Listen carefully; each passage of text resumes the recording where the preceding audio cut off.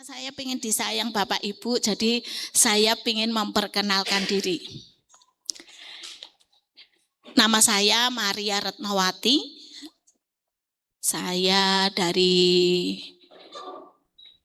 Asal saya dari daerah Comal, Pemalang. Suami saya dari Bali. Tuhan tempatkan kami di Salatiga. Kami melayani lewat Yayasan Tuwai. Ada banyak hal yang Tuhan ingin kerjakan lewat setiap hidup kita jemaatnya. Amin. Bapak Ibu yang kekasih, ketika tadi lagu pujian disampaikan, Tuhan rindu untuk menyatakan kuasanya lewat hidup kita. Amin. Tadi kita berkata bahwa kami berdiri di atas bangsa ini. Pertanyaannya, apakah kita hanya tinggal diam? Kalau kita menjadi orang Kristen hanya duduk, dengar, pulang, tidak melakukan apapun kebenaran firman Tuhan, kita tidak bisa mengubah apapun. Karena diri kita sendiri pun tidak diubah. Amin. Nah, bagaimana supaya hidup kita diubahkan? Supaya kita bisa, sebelum kita mengubah orang lain, sebelum kita mengubah bangsa kita, sebelum kita mengubah, menyatakan kemuliaan Tuhan dimanapun kita berada. Tadi berkata kami berdiri, apa tadi? Ya, bangsa ini. Kami melangkah, di situ mujizat ada. Itu betul, saudara. Tapi pertanyaannya, kalau kita hanya tinggal dan kita nggak melakukan apa-apa, kita tidak akan berdampak apapun. Karena setiap kita yang menjadi orang Kristen, Tuhan selalu punya rencana. Amin. Saya mau tanya, berapa banyak di sini yang percaya kepada Tuhan Yesus? Amin. Amin. Kalau percaya kepada Tuhan Yesus, mari kita buka Yohanes 14. Ayat yang ke-12. Ini menjadi tolak ukur kita. Benar enggak kita percaya kepada Yesus? Yohanes 14, sudah ketemu? Yohanes 14 ayat 12, kita baca sama-sama. Sudah ketemu semua? Saya akan tunggu sampai Bapak Ibu ketemu. Sampun? 2, 3. Aku berkata kepadamu, sesungguhnya barang siapa percaya kepadaku, ia akan melakukan juga pekerjaan-pekerjaan yang aku lakukan.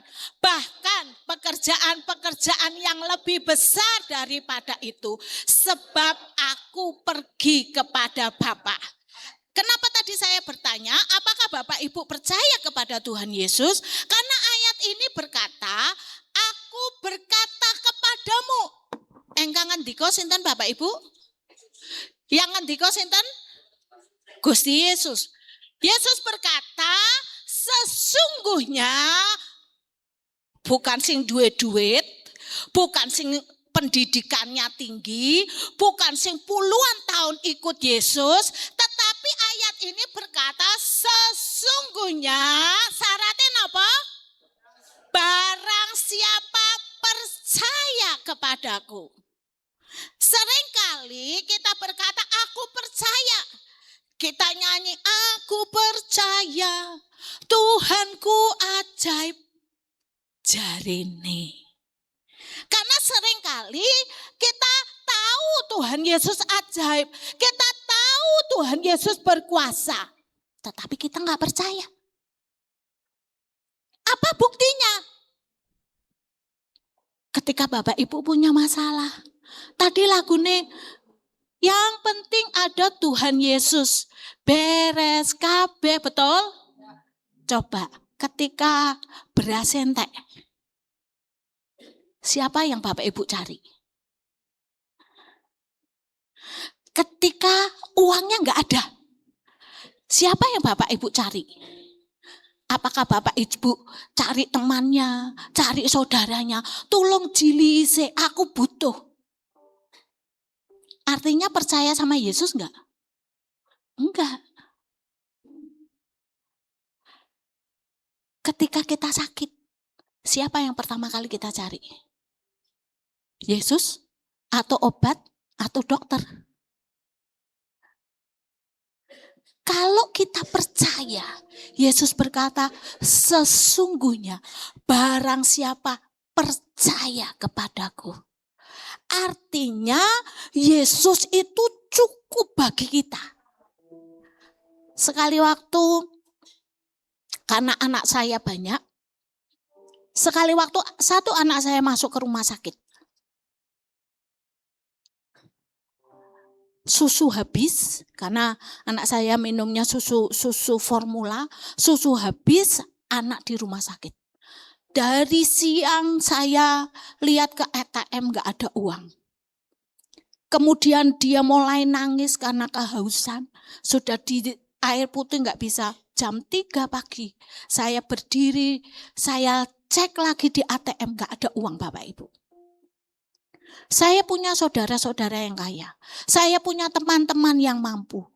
Tapi saya tidak terpikir untuk mencari pertolongan dari mereka. Saya nangis di depan ATM, saya hanya berkata, Tuhan, anakku butuh susu. Nggak bisa nunggu sampai pagi. Saya nggak tahu caranya, tapi saya tahu Tuhan punya cara. Saya tidak ngomong ke manusia. Saya hanya mau ngomong sama Bapak saya. Tuhan pencipta langit dan bumi. Dan Bapak Ibu tahu, di tempat lain di Jakarta, ada orang yang dibangunkan Tuhan. Disuruh transfer untuk saya. Sampai orang ini berkata, Ki wong kurang kerjaan. Kalau Tuhan yang suruh artinya ini urgent. Paginya dia ngomong sama saya. Ngapain toh? Kalau kamu butuh itu kamu ngomong. Ngapain kamu ada di mana? Saya bilang aku tadi ada di depan ATM. Saudara, kalau engkau percaya bahwa dia Bapakmu, kalau engkau percaya bahwa dia Tuhanmu, dia sanggup menyediakan. Amin. Apapun masalahmu, apapun kesulitanmu, bahkan kadang yang engkau tidak butuh, yang engkau tidak perlu, kalau Bapakmu merasa itu perlu, dia berikan kepadamu. Dia Bapak yang baik. Amin. Seperti Bapak peduli dengan anak-anaknya. Saya percaya gak ada orang tua yang tidak sayang kepada anaknya. Amin. Satu hal, yakini dulu bahwa kita percaya dulu bahwa dia Bapak yang baik. Ketika sekali waktu saya mau nikahkan anak kami, saya hanya berkata, Tuhan, saya ingin memberikan yang terbaik untuk anak saya. Tapi saya nggak tahu caranya. Waktu itu ada pilihan, saya ingin anak ini seperti anak-anak yang lain. Waktu itu ada beberapa pilihan. Apakah di tempat ini, kalau di rumah pengeluaran akan makin banyak. Kami tidak punya kemampuan untuk ke situ. Pilihannya kita di hotel. Kalau hotel budgetnya sangat tinggi. Tapi saya percaya, saya berkata, Tuhan ini anakmu. Aku cuma baby sisternya. Aku cuma dititipi. Iki anakmu Tuhan. Saudara tahu, waktu itu Tuhan berkata, di sini. Di Hotel Kembang Arum. Dan saya tahu, itu di luar pemikiran saya. Secara manusia itu tidak mungkin. Itu mahal. Tapi Tuhan, karena saya mau berkata Tuhan, aku mau ngasih yang terbaik. Tuhan pun kasih yang terbaik. Detik selesai pembiayaan kurang 11 juta. Saya berkata, Tuhan, kurang 11 juta. Bagaimana cara melunasinya? Di hati saya ada yang ngomong, tenang. Kan belum selesai toh. Iya. Waktu selesai, acara selesai. Semua Tuhan kasih yang terbaik. Dari indoor sampai outdoor. Dari pesta kebun sampai pesta di dalam. Tuhan kasih yang terbaik.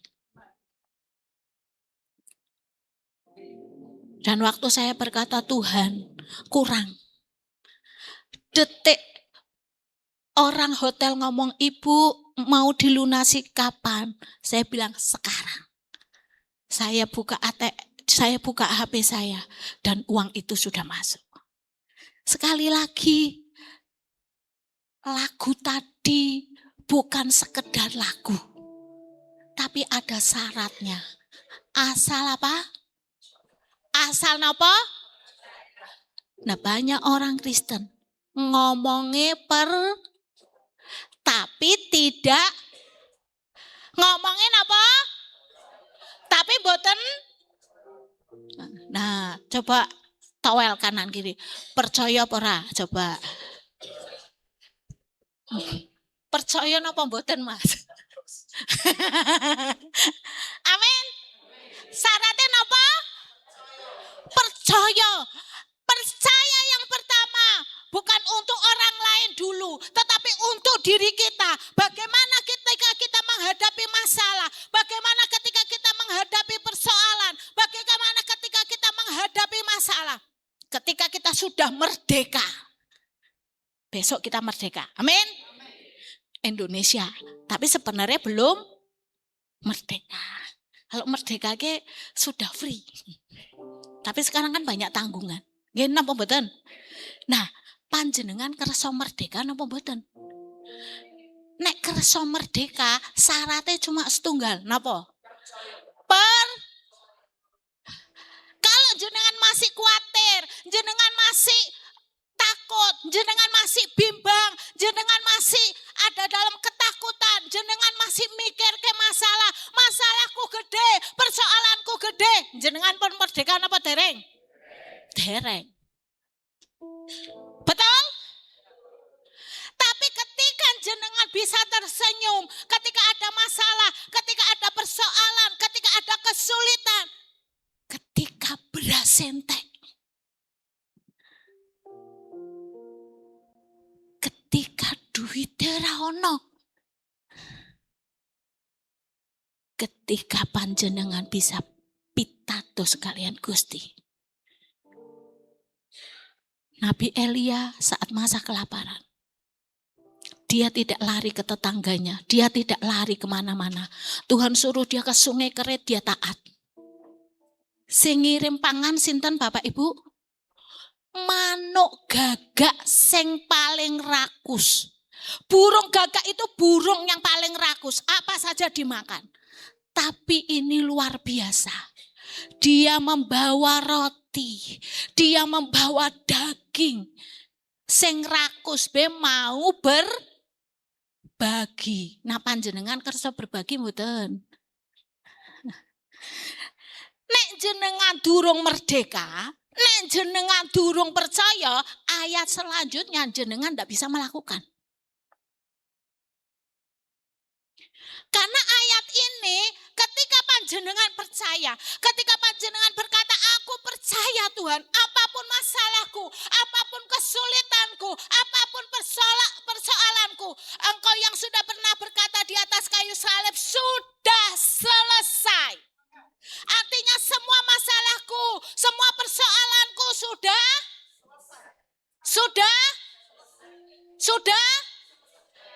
selesai. Siapa yang menyelesaikan? Kristus di atas kayu salib. Ketika panjenengan sudah pitados, ketika panjenengan sudah percaya, baru ayat selanjutnya Tuhan berkata, iya, akan melakukan juga pekerjaan-pekerjaan yang aku lakukan. Bahkan pekerjaan-pekerjaan yang lebih besar daripada itu. Sebab aku pergi kepada Bapa. panjenengan tidak akan pernah bisa menolong orang lain. Panjenengan tidak akan pernah bisa melakukan seperti apa yang Yesus lakukan kalau di dalam jenengan masih kurang. Ketika kita kurang, kita tidak akan pernah bisa memberi orang lain. Setuju? Lah wong isik kurang kok. Wong aku ya isik duwe masalah, ngopo aku urusan masalah wong? Betul? Karena yang kita lihat apanya? Masalah. Lah wong aku isik ora duwe kok, ngopo aku ngeki wong liya? Karena yang kita lihat apanya? Kurangnya. Amin. Kita tidak akan pernah melakukan pekerjaan-pekerjaan yang Yesus lakukan kalau kita tidak percaya.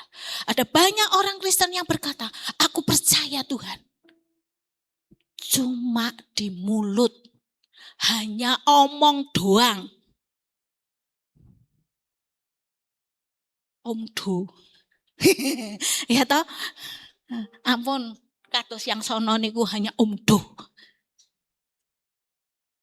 Mari kalau engkau percaya, dia itu Bapak yang baik. Engkau bisa menolong orang lain. Bukan karena engkau punya, bukan. Tetapi karena engkau mengenal Bapakmu.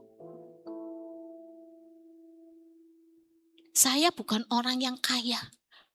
Punya semuanya tidak. Karena setiap hari saya juga harus berdoa. Tetapi yang saya tahu, saya punya Bapak saya yang kaya. Amin. Ketika Bapak saya perintahkan, saya hanya berkata, ya.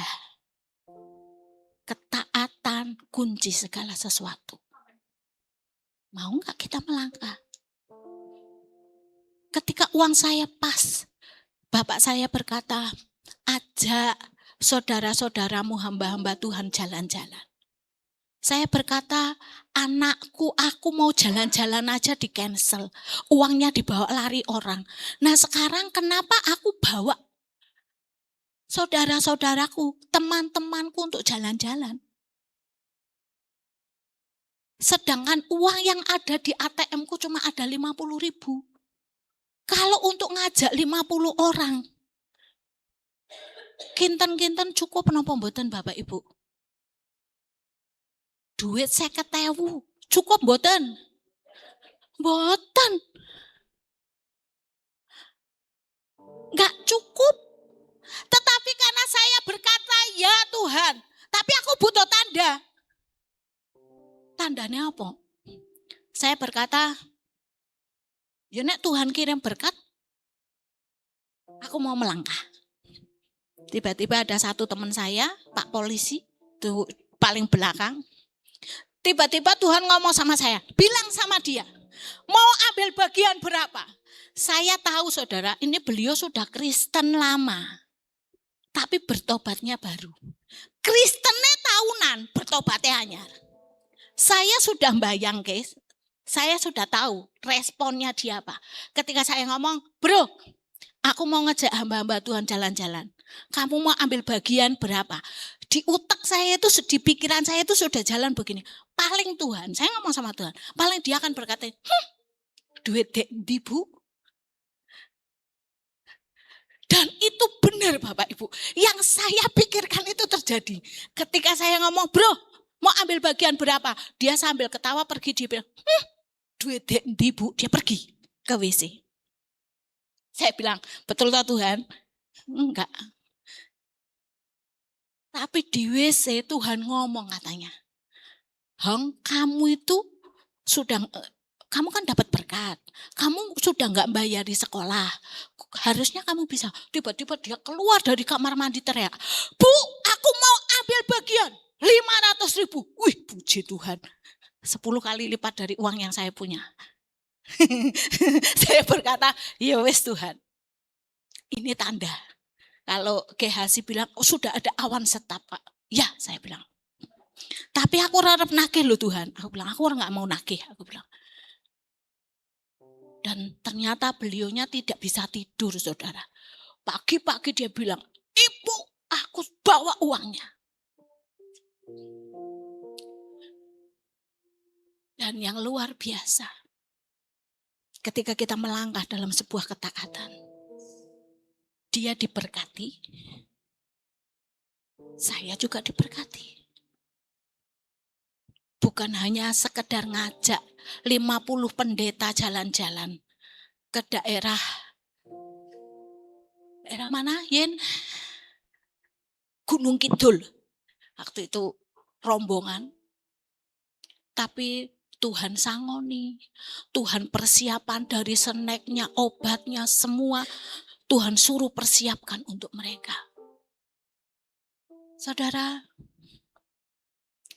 dimulai dari apa? 1, percaya. 2, taat. Amin. Kalau engkau hanya percaya, cuma mulutmu berkata aku percaya dan engkau tidak bertindak dalam ketaatan, tidak ada artinya. Yang selanjutnya dikatakan ia akan melakukan juga pekerjaan-pekerjaan yang aku lakukan. Pekerjaan yang Yesus lakukan itu apa, Bapak Ibu? Menolong orang, betul? Menghibur, memberi makan 5.000 orang, mengubah air jadi anggur. Napa malih?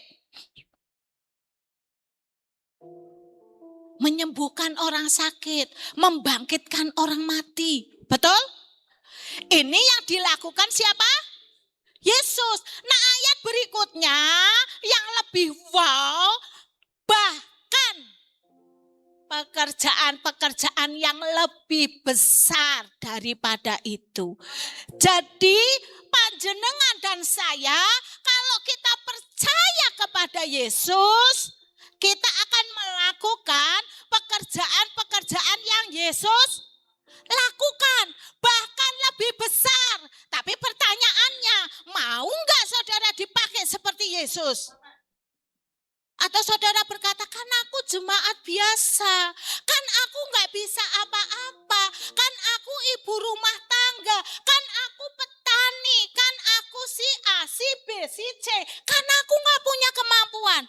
Ketika engkau berkata seperti itu akan stop. Karena kita sudah membatasi kuasa siapa?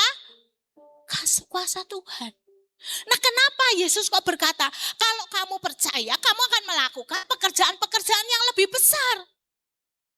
Saudara, ketika saya percaya, saya melakukan apa yang Yesus lakukan. Kalau Yesus memberi makan 5.000 orang dengan apa saudara? 5 roti dan 2 ikan. Hari ini Tuhan suruh saya ngasih makan ratusan orang dengan apa?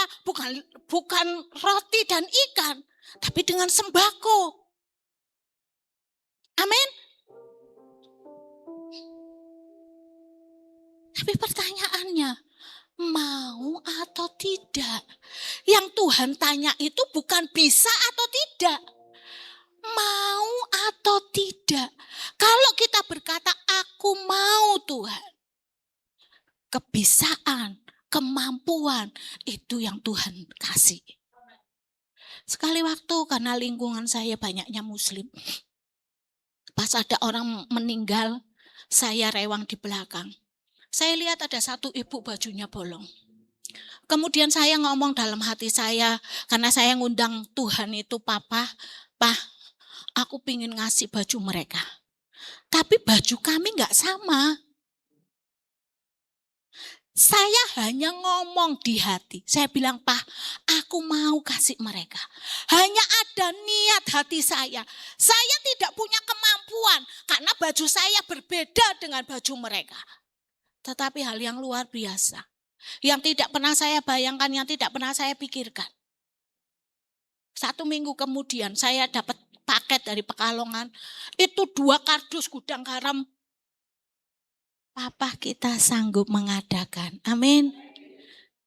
Cuma syaratnya kita percaya dan kita berkata, aku mau untuk memberi. Kadang tidak butuh kekayaan yang kita punya, tapi butuh kerelaan. Karena orang Jawa pepatahnya bagus, saudara. Banyak orang jobone ratu, jerone kere. Luarnya kaya, tapi dalamnya miskin. Isinya minta diberkati, minta Tuhan. Sama Tuhan minta terus. Gak mau memberi. Itu jobone ratu, jerone kere. Karena njaluk terus. Lah kalau panjenengan sama saya itu anak raja, harusnya jobone ratu, jerone. Amin. Tapi kadang harus dimulai dengan jobone kere, jerone ratu. Yang penting dalamnya. Casingnya bisa sederhana. Mungkin kita gak punya apa-apa. Tapi ketika Tuhan suruh kasih. Itu namanya jobone kere, jerone ratu. Lah kalau jobone kere, jerone ratu, itu Tuhan mudah bawa kita jadi jobone ratu, jerone ratu. Tapi kalau wis jobone jerone kere, itu Tuhan susah Bapak Ibu. Engkau akan nariknya jadi nih jobone kere, jerone kere. Lah pilihannya mau di mana? Panjenengan mau mulai start di mana? Jobo ratu jero kere, apa jobo kere jero ratu? Lah nanti Tuhan akan bawa jobone ratu jerone. Lah kalau jenengan jobone ratu jerone kere, nanti akan dibawa apa? Jobone kere jerone kere. Kenapa? Karena panjenengan gak mau berbagi. Betul? Betul? Itu yang Alkitab katakan. Nah kenapa saudara? Kita itu harus menyatakan kasih. Tapi untuk kita bisa mengasihi orang lain, karena kita harus mengasihi diri kita sendiri. Kita harus selesai dengan diri kita. Artinya selesai dengan diri kita apa? Diri kita itu harus puas dengan apa yang sudah Tuhan beri. Jangan isinya kurang kayak lintah. Kurang. Gak akan pernah. Duwe truk 5 sik kurang. Duwe B10 sik kurang. Itu lintah Bapak Ibu.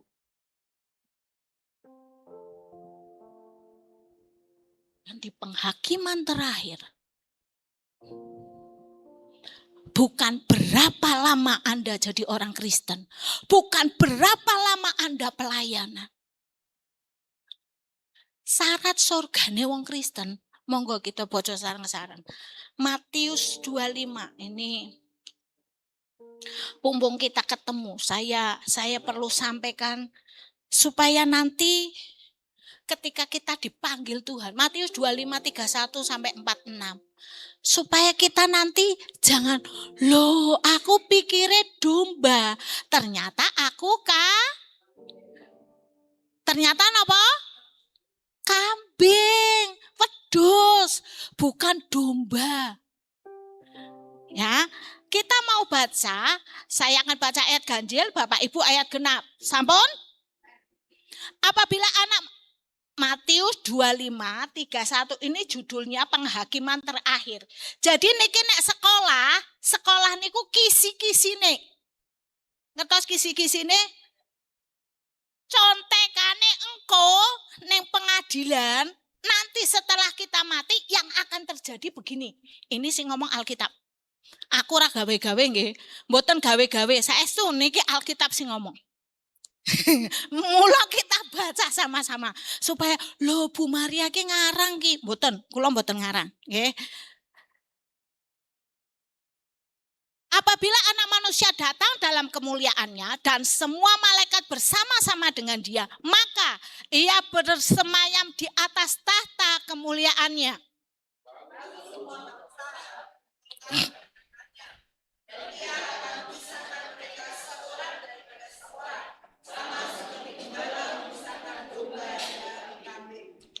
Ia akan menempatkan domba-domba di sebelah kanannya dan kambing-kambing di sebelah kirinya.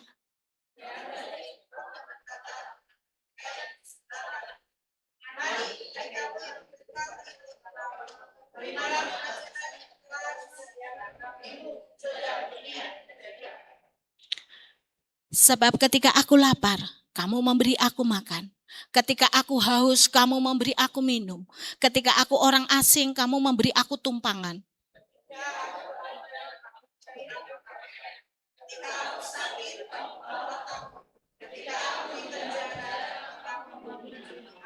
Maka orang-orang benar itu akan menjawab dia katanya, Tuhan, bila manakah kami melihat engkau lapar dan kami memberi engkau makan, atau haus dan kami memberi engkau minum?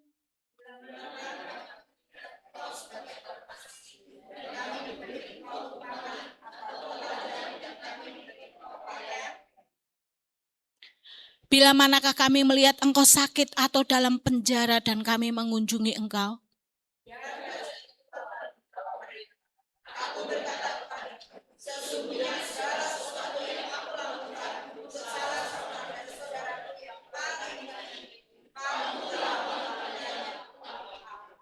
Dan ia akan berkata juga kepada yang di sebelah kirinya, enyahlah dari hadapanku, hai kamu orang-orang terkutuk, enyahlah ke dalam api yang kekal yang telah disediakan oleh iblis dan malaikat-malaikatnya.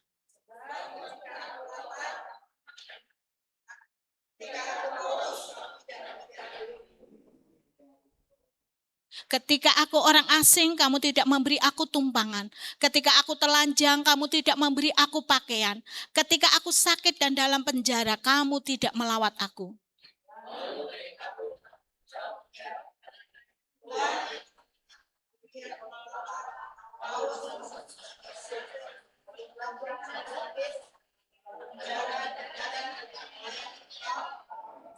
Maka ia akan menjawab mereka, aku berkata kepadamu, sesungguhnya segala sesuatu yang tidak kamu lakukan untuk salah seorang dari yang paling hina ini, kamu tidak juga melakukannya untuk aku.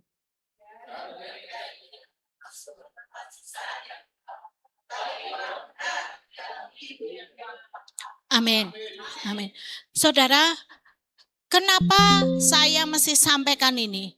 Karena dulu dari kecil setiap gereja mengajarkan bahwa kalau kamu mau jadi domba, kamu harus rajin ke gereja, kamu harus pelayanan, kamu harus memberi perpuluhan, kamu harus rajin baca Alkitab.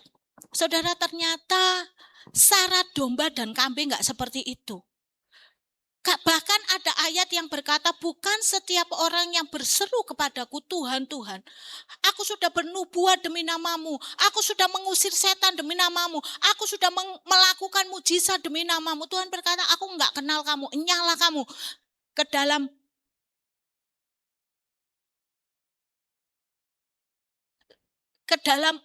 hukum yang kekal. Nah, saudaraku yang kekasih, ternyata bukan jaminan ketika kita bisa melayani, bukan jaminan ketika engkau bisa berkhotbah, bukan jaminan ketika engkau bisa jadi WL singer. Nah, yang menjadi jaminannya itu apa? Ketika kita memiliki kasih. Di Alkitab hanya ada 2 hukum. Hukum yang pertama adalah kasihlah Tuhan Allahmu dengan segenap hatimu, dengan segenap jiwamu, dengan segenap akal budimu, dan dengan segenap kekuatanmu. Hukum yang kedua yang sama dengan itu adalah kasihilah sesamamu manusia seperti dirimu sendiri. Dulu saya berpikir 2 ayat ini berbeda tempat. Kalau saya mengasihi Tuhan, saya di gereja. Kalau saya mengasihi Tuhan, saya mengekspresikannya di gereja. Kalau saya mengasihi sesama, saya mengekspresikannya di luar gereja. Tetapi ketika saya baca ayat ini, ternyata Tuhan ada di jalanan. Tuhan tidak hanya ada di gereja, tapi Tuhan ada di tempat-tempat yang kumuh. Tuhan ada di tempat-tempat orang yang menderita. Tuhan ada di tempat-tempat orang yang kelaparan. Tuhan ada di tempat orang yang sakit. Tuhan ada di tempat orang-orang yang papa. Pernahkah kita peduli dengan Yesus yang ada di luar sana? Yesus berkata, ketika aku lapar, engkau memberi aku makan. Tidak disebutkan makanannya harus capcay, harus fresh chicken, harus makanan yang mahal-mahal. Kimpol, telo, itu pun bisa. Amin. Kita punya murah napa larang? Surgane wong Kristen itu murah. Dulu saya berpikir harusnya semua orang Kristen bisa masuk ke surga, betul? Lah wong syaratnya murah kok. Ketika aku lapar, engkau memberi aku makan. Sego bungkus 10.000. Nasi kucing bisa 2.000, betul? Surgane murah. Aqua paling murah 500 rupiah. Panjenengan gadah? Gadah. Wong anak raja kok. Nggih napa mboten?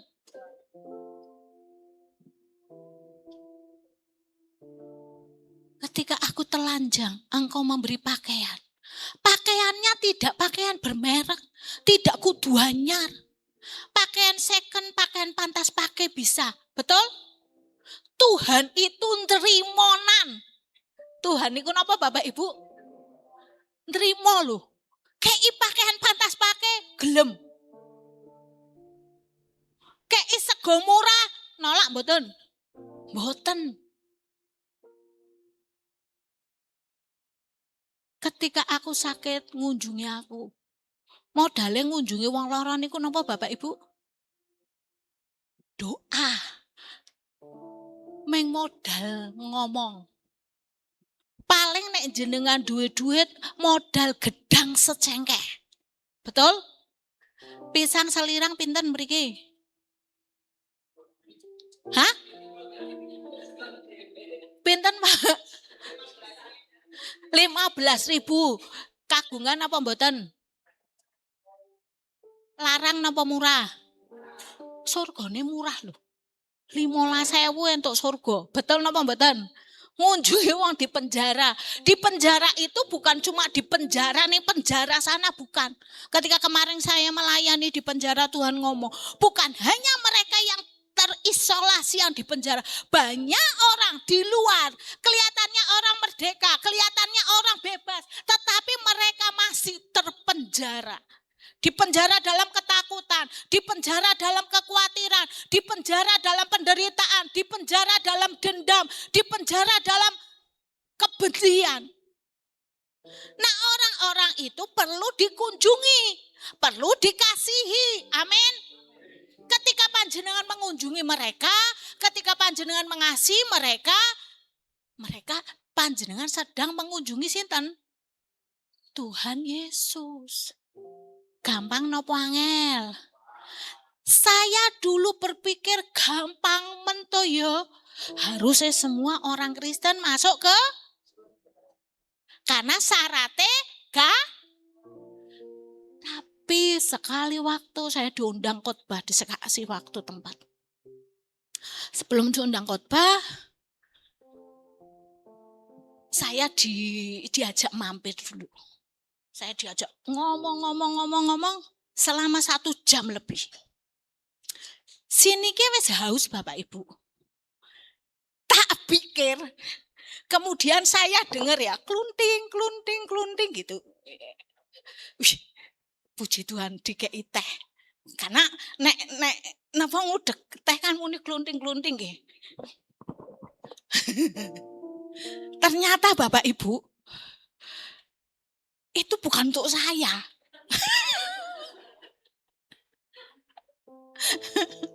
Saya berkata, kemudian saya ngajak ngomong teman saya, sok ya. Sesok aku khotbah, tuku aku dhewe. Bawa aku.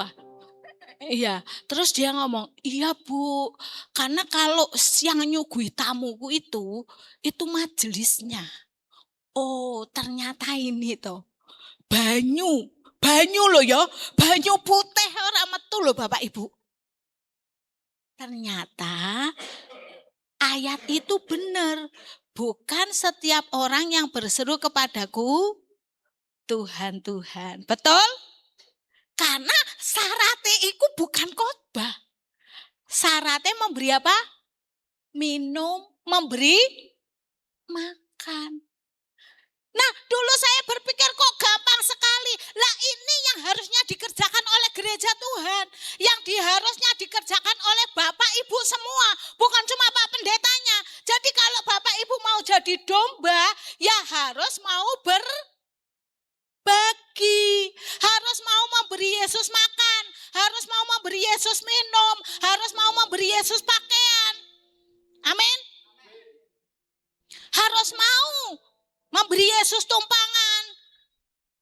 Di rumah kami itu sering ada tamu. Kadang pendeta-pendeta dari desa-desa datang dan selalu berkatanya begini, Bu, ada berkat enggak? Saya bilang sudah, ada.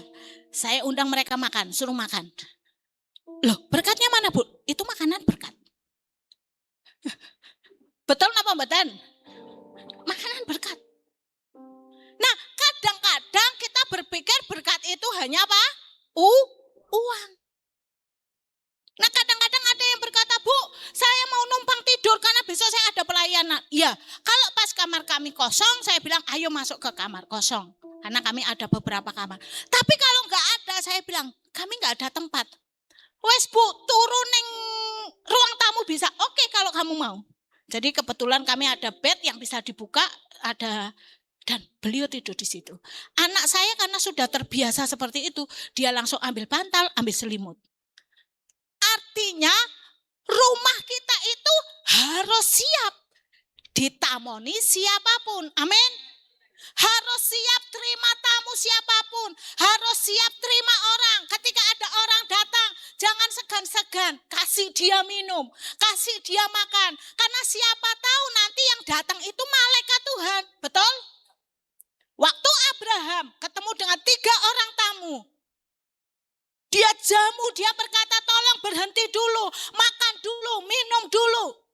Ternyata tamunya itu siapa? Malaikat Tuhan. Bahkan Tuhan sendiri mungkin. Jadi mulai dari hal yang kecil. Ojo awel, ojo medit. Karena Bapak kita itu Bapak yang murah hati, bukan Bapak yang pelit. Betul? Nek kita pelit berarti bukan anaknya karena DNA-nya nggak sama. Nggih napa mboten? Nek jenengan util artinya bapaknya ya util. Anak itu meniru bapaknya. Kalau bapaknya murah hati, kudunya anaknya. Kalau bapaknya kasih, anaknya harus. Betul? Buah jatuh tidak jauh dari pohonnya. Nah, pertanyaan saya, panjenengan pohonnya sopo? Kalau pohonnya Tuhan Yesus, artinya DNA Yesus ada dalam hidup kita. DNA-nya Tuhan apa? Nggak ada alasan. Aku ora duwe duit. Aku wong ora duwe. Itu akan panjenengan kan seperti itu terus. Karena barang siapa menabur akan menuai. Amin. Panjenengan nandur klambi, tukule napa? Klambi. Panjenengan nandur duit, tukule? Panjenengan nandur makanan, tukule? Panjenengan nandur kasih, tukule? Kasih. Amin. Nah, kadang wong Kristen salah. Melangkai hukum alam. Hukum alam kan nandur duren ora mungkin tukul rambutan. Nggih napa mboten? Walaupun sama-sama ada bulunya. Ana ngeten nggih. Enggak mungkin. Nggih napa mboten? Wonten sing nandur teng mriki nandure jagung, kok tiba-tiba tukule beras, ngoten. Wonten napa mboten? Loh, tenane lho. Mujizat lho, Bu. Nggih napa mboten? Lah ini banyak orang Kristen nandure doa. Jaluk tukul duit. Kira-kira bisa napa mboten? Loh, niki kula ngomong terus terang lho. Tukule apa? Doa. Gitu? Kalau jenengan nabur duit, tukule. Jenengan nandur emas, tukule. Saestu niku, karena kula ngalami. Saat saya diizinkan punya hutang, emas 4 on, saya hanya mampu bayar 40 gram, sisa 360 gram dengan uang 20 juta. Tiba-tiba ada suara, saya suka tanaman. Tiba-tiba ada suara waktu saya nanam. Orang yang melakukan firman, tanah yang subur. Apa saja yang ditanam akan tumbuh subur. Waktu itu langsung di pikiran saya langsung bunyi ting gitu. Langsung pencerahan, langsung nguit gitu. Oh, orang yang melakukan firman, tanah yang subur. Apa saja yang ditabur tumbuh subur. Aku nandur duit tukul duit, aku nandur emas tukul emas. Karena saya punya utangnya emas sama duit, saya nabur emas. Jadi setiap hari saya ngomong, orang yang melakukan firman, tanah yang subur. Apa saja yang ditabur tumbuh subur. Aku nandur emas tukul emas, aku nandur duit tukul duit, utangku lunas. Secara manusia gendeng Bapak Ibu. Nggih napa mboten? Tapi itu terjadi. Oktober ada seminar hamba-hamba Tuhan, butuh uang sekitar 60 jutaan. Waktu itu saya nabur emas, saya nabur uang. Karena saya berkata dari sekian hamba Tuhan, pasti ono wong sing bener. Ora ketang siji pasti ono sing bener. Nggih napa mboten? Ono sing melakukan firman. Sing ora melakukan ya luweh. Tapi saya berkata, firman Tuhan berkata, orang yang melakukan firman, tanah yang subur. Apa saja yang aku tabur akan tumbuh subur. Aku nandur duit tukul duit, aku nandur emas tukul emas. Dan itu terjadi. Saya nabur Oktober, September, Oktober, November nggak ada apa-apa. Desember saya belum lihat tumbuh benih saya. Tapi setiap hari saya taburi dengan saya berkata, orang yang melakukan firman tanah yang subur. Apa saja yang tak tabur, tumbuh subur. Aku nandur emas, tukul emas. Aku nandur duit, tukul duit, utangku lunas. Setiap hari saya perkatakan. Ketika saya nyirami, ketika saya aktivitas, saya selalu ngomong seperti itu. Januari ada orang berkata begini, Bu, saya nggak pernah cerita siapapun. Karena ketika kita, saudara kami, saudara suami saya, saudara saya dengar, mereka bukannya menolong, tapi mereka langsung pasang tembok tinggi dan berkata, kami nggak bisa menolong. Malah maido. Ngopo toh kamu begitu begini, nggak ada solusi. Kami pinjem itu karena kami beli tempat dan awalnya orang menjanjikan memberi. Aku nyumbang. Tapi ketika sudah berjalannya waktu sertifikat jadi, nyumbang itu jadi utang. Tapi itu latihan saya untuk beriman. Saya bersyukur kalau enggak ngalami itu saya mungkin enggak ngerti. Karena saya takut dengan namanya utang. Dan waktu itu terjadi Bapak Ibu. Saya ingat Februari. Januari teman saya bilang, Bu, katanya Tuhan kok kamu punya utang loh. Saya bilang, iya. Utang apa? Saya bilang emas sama uang. Dan dia berkata, Tuhan suruh aku yang menyelesaikan. Orang yang tidak pernah saya pikirkan, yang tidak pernah saya harapkan. Saya nggak pernah cerita ke siapapun. Tapi Tuhan yang kasih bocoran ke orang-orang ini. Dan yang luar biasa, Februari, utang saya lunas. Seperti yang saya sampaikan. Sekali lagi, mengasihi Tuhan bukan cuma mulut, aku mengasihi engkau. Mengasihi Tuhan butuh tindakan. Firman Tuhan berkata, iman tanpa perbuatan itu mati. Maukah engkau bertindak, melangkah? Dengan kamu percaya, kamu akan melakukan pekerjaan-pekerjaan yang Yesus lakukan. Bahkan pekerjaan yang lebih besar. Tujuannya apa? Untuk menolong banyak orang. Amin. Mulainya dari mana? Waktu saya bertanya, dari 6 tadi diringkas sama Tuhan jadi 5. Perhatikan pangannya, sandangnya, papannya, kesehatannya. Jangan tunggu mereka masuk penjara. Beri pendidikan yang layak. Ini yang harus gereja lakukan. Saya bertanya, mulai dari mana Tuhan? Kisah Rasul 1 ayat 8. Kalau Roh Kudus turun ke atasmu, kamu akan menjadi saksiku di Yerusalem. Mulai dari Yerusalem. Mulai dari keluarga intimu. Lihat saudara-saudaramu. Perhatikan bagaimana dengan pangannya. Apakah mereka cukup makan? Perhatikan sandangnya. Apakah mereka cukup? Apakah sandange ono sing soek?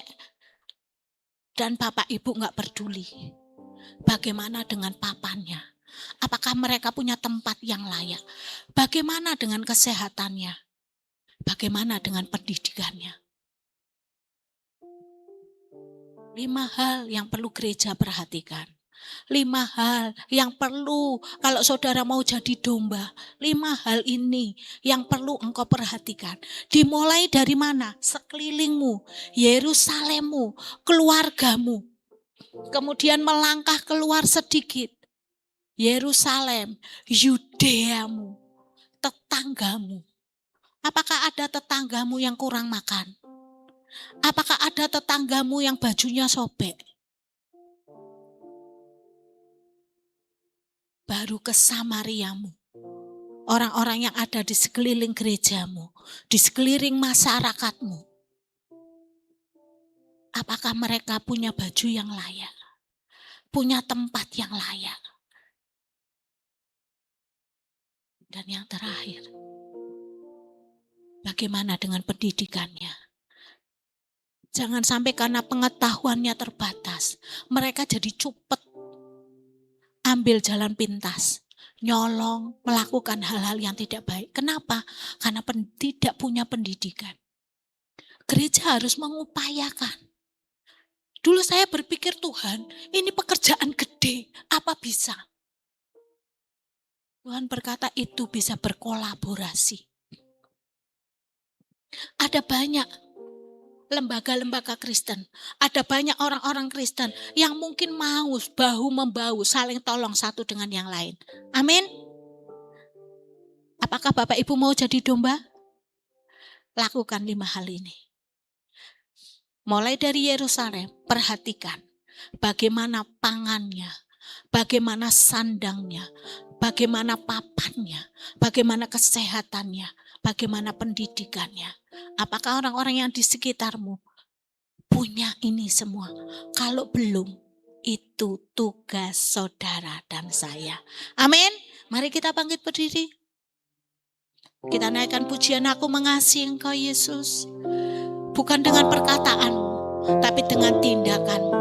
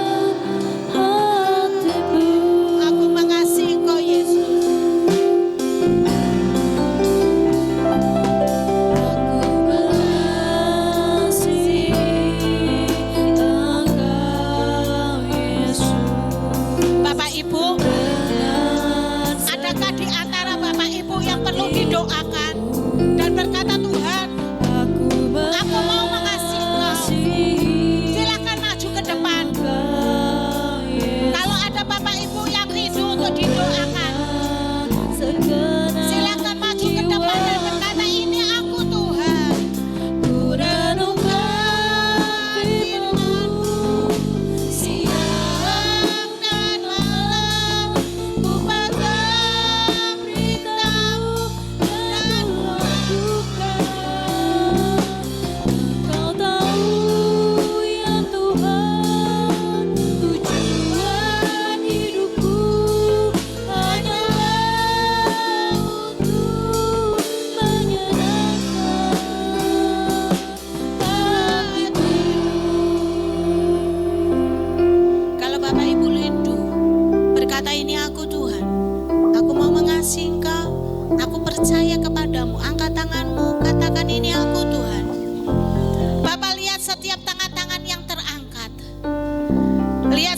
jemaat-Mu yang mau mengasihi Engkau, bukan dengan perkataan, tapi mau mengasihi Engkau dengan tindakan, mau mengasihi Engkau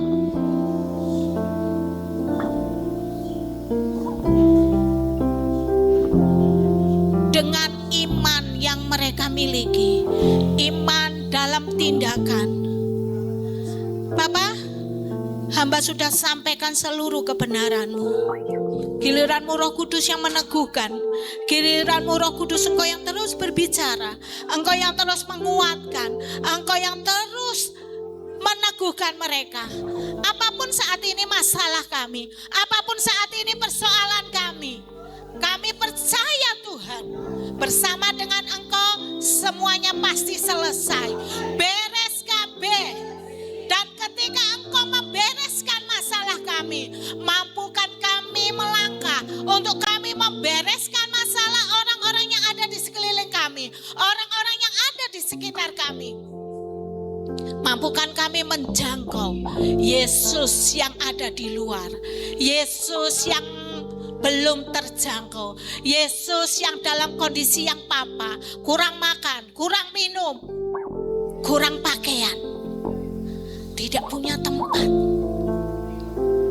ada dalam penjara dan kesakitan. Beri kami melihat Tuhan, beri kami punya hati-Mu, beri kami melangkah dengan kaki-Mu. Bangkitkan setiap kami, karena ini kerinduan-Mu Tuhan, supaya ketika kami pulang, Engkau mendapati kami sebagai domba, sebagai orang benar, dan Engkau berkata, sabaslah hambaku, masuk dalam kemuliaan Bapa yang kekal. Ampuni kami kalau selama ini kami masih jadi kambing Tuhan. Kami belum mempraktekkan firman-Mu, kami belum memberi Engkau makan ketika ada yang lapar. Ampuni kami Tuhan. Kami hanya fokus pada persoalan kami, kami hanya fokus pada masalah kami. Ampuni kami Tuhan. Buat kami melihat Engkau. Biar kami seperti Daud. Aku melayangkan mataku ke gunung-gunung. Dari mana datang pertolonganku? Pertolonganku ialah dari Tuhan yang menjadikan langit dan bumi. Hanya Engkau penolong kami. Hanya Engkau fokus hidup kami. Hanya Engkau Tuhan. Aku tahu setiap masalahku ada dalam kendali-Mu. Giliran kami bukan peduli pada masalah kami, tapi pada masalah orang-orang yang ada di sekeliling kami. Jadikan kami menjadi seperti-Mu Tuhan, yang memberi solusi, menjadi jawaban doa bagi orang-orang yang membutuhkan. Terima kasih Bapa, terima kasih Roh Kudus, terima kasih Yesus untuk kasih-Mu, untuk kebaikan-Mu. Dalam nama Bapa, Putra dan Roh Kudus, hamba berdoa, hamba mengucap syukur. Semua yang percaya katakan amin.